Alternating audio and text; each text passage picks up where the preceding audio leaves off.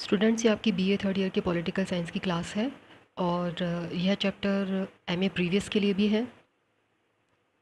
आज जो हम पढ़ने जा रहे हैं, जो हमारा टॉपिक है, वो है अरस्तू का न्याय का सिद्धांत, थ्योरी ऑफ जस्टिस। इससे पहले हम अरस्तू का जनरल इंट्रोडक्शन पढ़ चुके हैं, मेथड ऑफ स्टडी पढ़ चुके हैं, संविधानों का वर्गीकरण, दास्ता, नागरिकता, इन सब का हम अध्ययन कर चुके हैं। और आज जो हम पढ़ेंगे वो है अरस्तू का न्याय का सिद्धांत। देखिए, अरस्तू ने न्याय की समस्या पर बहुत गहराई से अध्ययन किया है और उनका ऐसा मानना है कि जो न्याय जो है उसका संबंध किससे है? मानवीय संबंधों को नियमित करने से, रेगुलेट करने से। अरस्तू का ऐसा सोचना था कि लोगों के मन में न्याय के बारे में धारणा तो एक जैसी पाई जाती है, लेकिन इसे एक्शन में परिवर्तित करने के लिए, इसे कार्य रूप देने के लिए ही राज्य अस्तित्व में आता है।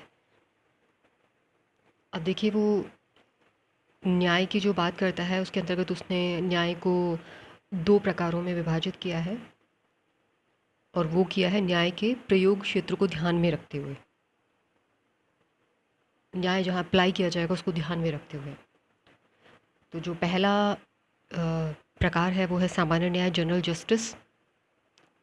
देखिए, सामान्य न्याय जो है ये किस पर आधारित होता है? सद्गुणों पर आधारित होता है। मतलब कि इसमें नैतिक गुण, अच्छाई, ये सब कार्य आ जाते हैं।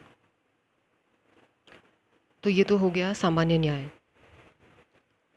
दूसरा उसने जो माना है वो है विशेष न्याय, पर्टिकुलर जस्टिस।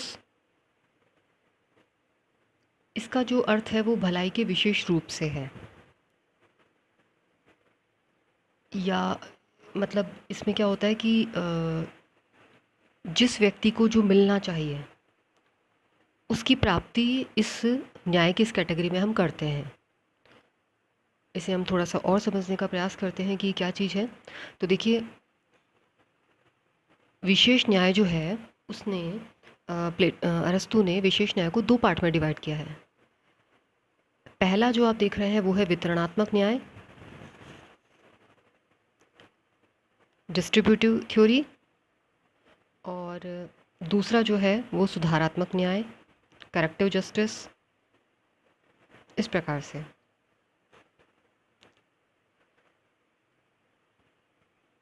अब देखिए, जो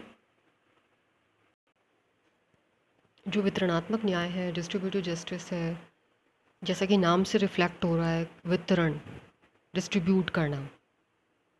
ठीक है, कोई वस्तु जो है उसको डिस्ट्रीब्यूट करना है। अब वो वस्तु क्या है? वो मान सम्मान भी हो सकता है, वो कोई धन संपदा भी हो सकती है, संपत्ति भी हो सकती है। तो इसका जो संबंध है वो इनके वितरण से है, इनके डिस्ट्रीब्यूशन से है। तो ये जो विचार ये किसके क्षेत्र में आएगा? विधायक जो कानून बनाएगा उसके विचार क्षेत्र में आता है। इस सिद्धांत का एक एक थ्योरी है, या इस सिद्धांत का एक बेस है, वो ये कहता है कि समान लोगों के साथ में समान व्यवहार किया जाए। देखिए, यहाँ पे अरस्तु ने जो अपना वितरणात्मक जो न्याय दिया है, तो उसने कहा तो है कि ठीक है, मान सम्मान, धन संपदा जो है इसका वितरण इससे संबंधित है। तो इसमें वो ये कहता है कि सबको बराबर नहीं मिलना चाहिए, बल्कि कैसा मिलना चाहिए? सबको अपनी अपनी योग्यता के अनुसार मिलना चाहिए। अब योग्यता का निर्धारण कैसे हो? योग्यता के लिए देखा जाए तो अलग अलग संविधानों में जो योग्यता का स्तर है वो अलग अलग तरीके से निर्धारित होता है। जैसे हम बात करें, देखिए, अभिजात तंत्र जो है, जिसको हम कुलीन तंत्र भी बोलते हैं, तो उसमें तो सद्गुण को माना जाता है।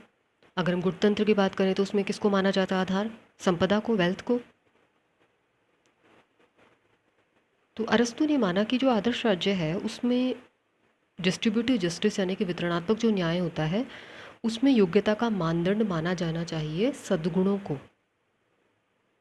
यानी जिसके पास सद्गुण है या जो सद्गुण संपन्न है, तो वो तो कैसा होगा कि उसे पुरस्कार भी मिलना चाहिए, उसे ऊंचा पद मिलना चाहिए, उसको उसके योग्य समझा जाए। तो इसमें एक एक मानदंड मान लिया जाता है। तो ये तो हो गया वितरणात्मक न्याय, डिस्ट्रीब्यूटिव जस्टिस। दूसरे प्रकार की हम बात करते हैं तो उसके देखिए कई नाम हैं, आपको सारे नाम पता होने चाहिए। एग्ज़ाम में मान लीजिए 2 नंबर का क्वेश्चन आ जाता है तो आपको नाम इनके सारे पता होने चाहिए, जैसे प्रतिवर्ती न्याय या उसे परिशोधनात्मक न्याय भी बोलते हैं या प्रतिकारात्मक न्याय भी बोलते हैं। अब प्रतिवर्ती न्याय जो है उसका संबंध किससे होता है? वितरणात्मक न्याय का तो हमने समझ लिया कि उसका संबंध किससे होता है, कि कोई संपत्ति है या कोई धन संपदा है या फिर कोई पद का वितरण करना है, पुरस्कारों का वितरण करना है, एट्सेट्रा। दूसरा जो न्याय का प्रकार है ये एक नागरिक से दूसरे नागरिक के संबंध को नियंत्रित करता है, नियमित करता है, और साथ में अगर किसी ने कोई अपराध किया है तो उसका दंड भी निर्धारित करता है। तो पहला जो हमने पढ़ा वो तो किसके विचार क्षेत्र में आ रहा है? विधायक के विचार क्षेत्र में आ रहा है। और ये किसके आएगा? न्यायाधीश के विचार क्षेत्र में आएगा। क्यों? क्योंकि अपराधों के लिए दंड को निर्धारित करता है न्यायाधीश। तो देखिए वहाँ हमने पढ़ा कि वो जो वितरणात्मक न्याय है उसके लिए उसने एक योग्यता का मानदंड माना है। इस न्याय के इस प्रकार में जो दूसरा प्रकार है, इसमें ना तो कोई व्यक्ति की योग्यता अयोग्यता का ध्यान रखा जाता है, ना कोई इसके सोशल स्टेटस की, उसकी सामाजिक स्थिति क्या है, यानी इस आधार पर कोई भेदभाव नहीं किया जाता, बल्कि इसमें क्या किया जाता है, सबको समान माना जाता है और व्यक्ति के एक्शन, उसके कृत्य पर विचार किया जाता है। यानी कि अगर दो व्यक्ति समान अपराध करते हैं तो उनके लिए क्या होगा? समान दंड की व्यवस्था होगी, इस प्रकार से। तो ये अरस्तू के द्वारा बताए हुए न्याय के 2 प्रकार थे। अब आप बैठ के इसको एनालिसिस कीजिए कि प्लेटो के न्याय के सिद्धांत से ये समानता रखता है, असमानता रखता है, इसकी तुलना कीजिए। ठीक है, थैंक यू।